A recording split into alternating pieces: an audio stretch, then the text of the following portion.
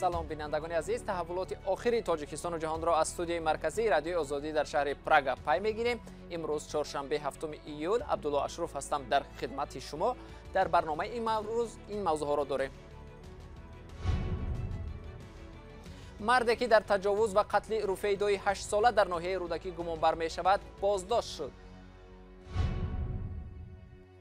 Тоҷикистон сарбозони фирории афғонро ба ватан баргардонида ба ҳар гуна таҳаввулот омода мешавад, вале ҳозир вазъият дар марз ором аст. гов мол доранд, меранд замин полез доранд, гандум кардистанд, трактор хавай мехронанд. бо умеди обод кардани зиндагии ҳамсари марди солхӯрдаи серфарзанд шуд, аммо бо кӯдаконаш бадбахту дар чорсӯи зиндагӣ танҳо монд. тавара ба сар магирӣ мекшимад қати духтара гулакот. таҷовуз ва қатли бераҳмонаи Руфейдо Иноятови 8 сола дар ноҳияи Рӯдакӣ сару садои зиёде ба бор овард. тибқи иттилои расида, бо иттиҳоми содир кардани ин ҷинояти вазнин, марди ҳамсояи қурбонӣ боздошт шудааст. ҳамкоронам Барот Юсуфӣ ва Мулло Раҷаб Юсуфӣ субҳи ин рӯз ба ноҳияи Рӯдакӣ, шаҳраки Навобод, макони зисти Руфейдои 8 сола рафтанд ва ҳоло гузориши онҳоро мебинем. ҷасади Руфейда, сокини 8-солаи шаҳраки Навободи ноҳияи Рӯдакиро мақомоти интизомӣ баъди як рӯзи нопадидшавӣ аз ҳоҷатхонаи ҳамсоя пайдо карданд. бо дархости мақомот сокинон ҷасадро берун карданд. ҳамаш тай хокда буд, дар як дасташам хеле панҷаш намоён буд. ҳамон ва кофтем бировардем ки калаш нест танашба. ва хайва чиша бировардем, ҷасадша бировардем, баъд димдаф бу кофтем ва калаш ёфт. ҳодиса соати 14 рӯзи якшанбеи 4 июл иттифоқ афтодааст. ба гуфтаи пайвандон, Руфейда барои қазои ҳоҷат ба манзили бибиаш мерафт, аммо дар фосилаи чанд метр нопадид мешавад. бегаҳ шид ки ба дигар овоза дароза баланд шид, кӯдак ғайб зада дузида. хай дигар бам хе кофтко дигар мобайни замин исосу хай ҳама бисёришта и қаршу тараф и қарши тараф то соати 1 шаба милисо кадем ҷадем сакати ко сак. бо гумони таҷовуз ва қатли духтарчаи 8 сола, ҳамсояи онҳо Раҳматулло Гадоеви 30 сола боздошт шудааст. вазорати корҳои дохилӣ боздошти фарди гумонбарро тасдиқ карда мегӯяд, ҳодисаро додситонии ноҳияи Рӯдакӣ таҳқиқ дорад. ҳоло дарҳои манзили ӯ баста аст ва ҳатто наздиконаш ҳам хонаро тарк карданд. маълум нест онҳо дар бораи ин ҳодиса чӣ назар доранд. баъзе сокинон аз ҳолатҳои даргузашта шубҳаноки марди боздоштшуда суҳбат мекунанд. духтарчи ман синфи 8 буд, ҳозир синфи 11. ҳамон гӯдак ман як гуфт ки очаҷон як гав занам тона даҳиҷ ки нагӯе. ба гуфтам чӣ? ҳамон акай Раҳматулло гуфт тарафи ман нағма мекунад, чашмак мезана. гуфтам девонаи вай хеле бача неста.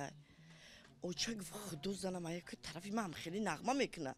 ман гуфтам гузашта дигар салом нате, нигоҳ накун. ҳоло волидайни Руфайдои ғурамарг интизори тантанаи адолат ҳастанд. адолате ки шояд дарди аз даст додани фарзандро барои онҳо сабуктар кунад. қатл мисол ман мумкин ки мебаромадам майдони Сомонида кашфол мекардам, сангшол мекардам, ки ягон гаф. Руфайдои ғурамарг дугоник аст ва чанд рӯз пас зодрӯз дошт. зодрӯзе ки дигар ҳеҷ фаро намерасад ба ҷуз он ки доғи фарзандро дар дили падару модар ва наздикон амиқтар кунад. таи чанд рӯзи ахир дар пайи ҳамлаҳои паёпаи силоҳбадастони Толибон ба манотиқи шимоли Афғонистон наздик ба марзи Тоҷикистон беш аз 1500 нафар низомиёни афғон ба хоки Тоҷикистон ақибнишинӣ карданд. низомиёни афғон гуфтанд нерӯҳояшон бо Толибон нобаробар буд ва барои наҷоти ҷонашон ба Тоҷикистон фирор карданд. ҳамкорам Мирзонабӣ Холиқзод ин мавзӯъро пайгирӣ дошт ва ҳоло бо мо дар студия қарор дорад. Мирзонабӣ, нахуст бигӯед ки тақдири низомиёни Афғонистон дар Тоҷикистон чӣ шуд? бибинед, бинобар хабари ахире ки ба дасти мо расид, шаби гузашта, яъне шашанбе 7 июл, аз фурудгоҳи шаҳри Кӯлоб ҳудуди 600 нафар низомиёни фирорӣ ба Афғонистон бозгардонида шуданд. як ҳамсӯҳбати огоҳи радиои Озодӣ гуфт ки шабона рӯзи гузашта як ҳавопаймо аз фурудгоҳи Кӯлоб ба Афғонистон 4 парвоз анҷом дода низомиёни афғонро ба Кобул интиқол дод. фирори сарбозони афғон охири моҳи гузашта шурӯъ шуда буд. бори охир рӯзи якшанбе به شب 4 و 5 ایول 1037 نفر از نظامیان افغان با مقصد نجات و سلطان اشکاشم ولایت بدخشان افغانستان دوام شبانه روز گذشته به دست طالبان افتادند. جای یادآوری است که به قول مقامداران تاجیک از 2 حصه مرز 1357 کیلومتری تاجیکستان افغانستان و از جمله یک عده گذرگاه‌های استراتژیکی مرزی زیر نظارت طالبان قرار داشته است. میرزا نبی بجز از نظامیان که به تاجیکستان عقب نشینی کردند، از ساکنان ملکی چه خبر؟ آیا این گونه پناهندگان هم هستند و تاجیکستان آنها را میپذیرد؟ بله، پناهندگان ملکی هم هستند. با گفته مقامات تاجیک از حمله های اخیر طالبان به نواحی شمال افغانستان بیش از 1000 نفر پناهجویانی که به تاجیکستان رو آوردن اکثریتشان زنان و کودکان و پیرانسالان بودند. پناهجویان حالا در ولایت مختار کوهستان بدخشان تاجیکستان جابجا شدند در پی آن سازمان‌های بین المللی از جمله بخش پناهندگان سازمان ملل تاجیکستان را برای پذیرایی پناهجویان و اقدام بشردوستانه تحسین و تمجید کردند و مقامات محلی به دلیل امنیتی مکان نگهداری پناهجویان را افشا نمی‌کنند و هم دقیق گفته نمی‌شود که گریزها کی به خاک تاجیکستان گذاشتند. از این قبل یادگار فیضوف رئیس ولایت مختار کوهستان بدخشان گفته بود که این ولایت توان قبول تا 10,000 نفر پناهجویان را دارد و تمام. تشکر میرزا نبی برای صحبت. همکاران ما شبانه روزی تحولات افغانستان را پیگیری دارند و تفصیلات بیشتر از این را در وبسایت رادیوی آزادی www.azadi.org میتوانید پیدا و مطالعه کنید. در حالی که افغانستان با تحولات جدی مواجه بوده، خبرها از افغانستان و مرز این کشور با تاجیکستان در سرخط رویدادهای عالم قرار دارند. همکارمان محمود جان رحمتزاده به یک دهه مرزی ناحیه شمس‌الدین شاهینی ولایت ختلان سفر کرد. با مشاهده او در مرز هیچ نشانی از بی‌ثباتی و ناآرامی دیده نمی شود و ساکنان حیات معمولی خود را ادامه داده ایستادند. 5. رودخانه‌ای که مرز تاجیکستان افغانستان را جدا می‌کند. صدها نظامی افغانستانی از ترس طالبان آن را عبور کردند و در این ساحل یعنی حدود تاجیکستان پناه جستند. آن سوی مرز زیر نظارت طالبان افتاده است. از این سو وضع آرام به نظر می‌رسد. هرچند خبر جنگ و کشتار در رسانه‌ها زیاد نشر می‌شود. افسران فراری افغان را در تاجیکستان به روزنامه‌نگاران نشان ندادند. خوجا ولی قیموف که در کنار 5 خانه دارد ولی حضور طالبان را در آن سو مشاهده نکرده است. خواهان افغانستان خوب نمایان است. میان او میتن گو مال دارن میرن زمین پولیس دارن گندم کردستان تراکتور خواه میخرونن. یگون چی نیست ای؟ این مناره نظارتی در لب رودخانه 5 است. مرزبان‌های تاجیک مرز را از این بلندی نظاره می‌کنند. فیض‌الدین رحمانوف در این منطقه پولساز است. او در 8 ماه کاریش هیچ ناامنی را در آن سوی مرز مشاهده نکرده است. ما همین راه دا کار میکنیم، هم در روزنیکیم، هم دیودا کار میکنیم، هم چیدا ساختمان. یگان تینجی امونیا یگان گام نیست. دهه‌ای خواهان از این سوی مرز مشاهده می شود که ساکنانش زندگی معمولی دارند. در آن سوی مرز یک دهه خوردکه که ولسوالی خواهان افغانستان وجود دارد که در آنجا ساکنان افغان زندگی میکند و آن طرف مرز آرام به نظر می رسد. ساکنانش هم به کشت و کار خود مشغولند. دهه کشتی ناحیه شمس‌الدین شاهین با خواهان همسایه است. طبیبان بنگاه طبی این دهه میگویند به هر حالت آماده اند. تا کنون طبیبان ده شاهد آوردن زخمیان نبودند. نه تا زیرا از حساب شهروندان خارج کشور مخصوصا افغانستان جمهوری افغانستان با ما یگون زخمی یگون چی اومدگی نیست. سرحد تنجیه یگون گپ نیست. تا زیرا مقامات تاجیک اعلان کردند که بیش از 900 کیلومتر خط مرز افغانستان با تاجیکستان به دست طالبان گذشته است. محمود جان رحمتزاده، آزادی، مرز تاجیکستان با افغانستان.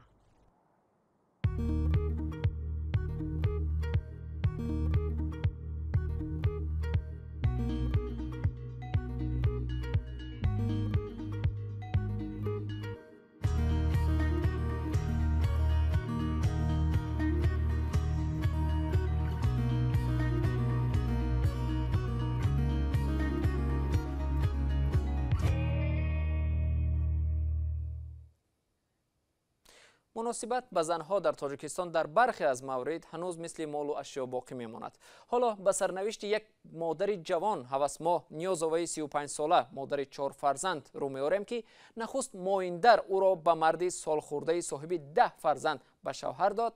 پس از چند سال ازدواج او را فرزندان این مرد از خانه با 4 کودک رها کردند. همکارم محمود جان رحمتزاده این زن و کودکانش را در وخش در وگانی که برای نگاهبینی باغ است واخورد.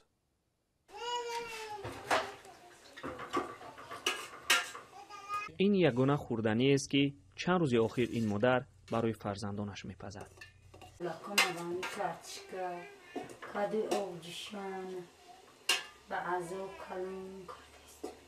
در خانه غذای دیگری نمانده است، ولی باید شکم بچه ها را سیر کرد. زندگی هوسما نیازاوا و فرزندانش 5 ماه اخیر همین شیوه را دارد.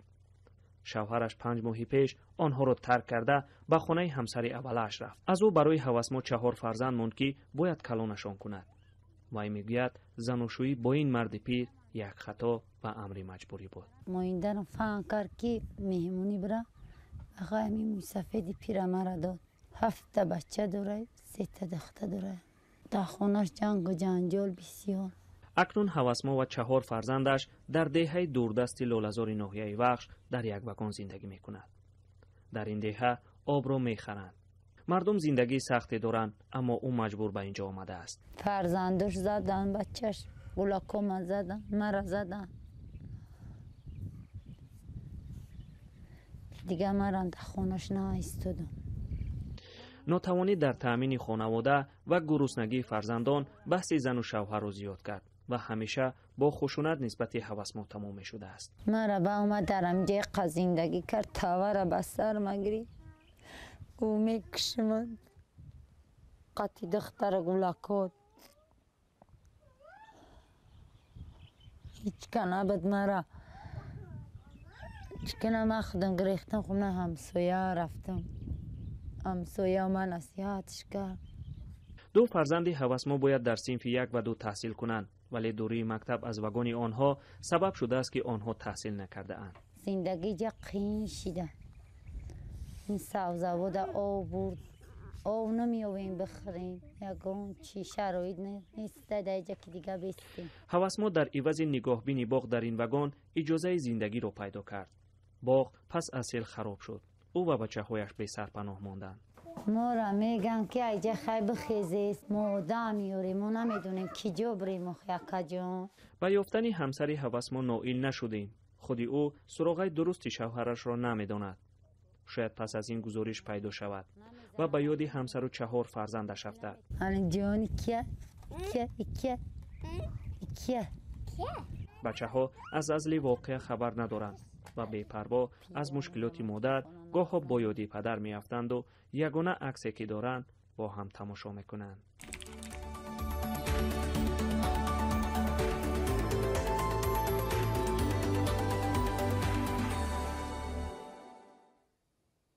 مقامات قرقیزستان به 27 خانواده فوتیدگان در نزاع مرزی با تاجیکستان به مبلغ 1 میلیون سومانی نزدیک به $118,000 جبران پرداختند.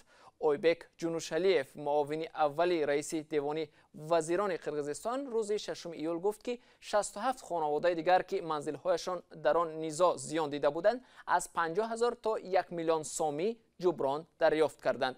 برای پوشانیدن این خرج از بودجه قرقیزستان 51 میلیون سوم جدا شده است.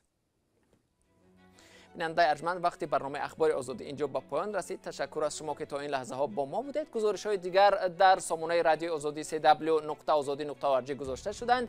در صحیفه آزادی ویدیو گزارش های ویدیویی را می توانید تماشا کنید. تا ملاقات بعدی، خدا نگهدار.